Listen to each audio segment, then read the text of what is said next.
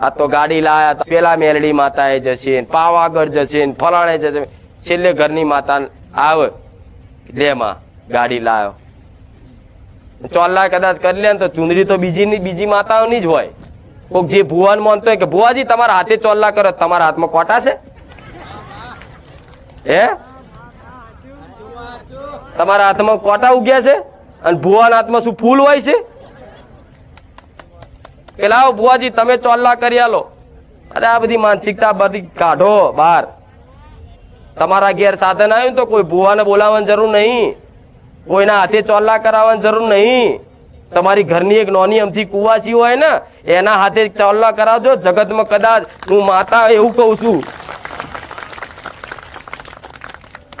સાધને તમારી માં બેહી જાય, પણ વિશ્વાસ તો તમને પારકી માતાઓ પર જ વધારે છે. ફલાણા ભુવાજી ચોલ્લો કરે તો ખરું.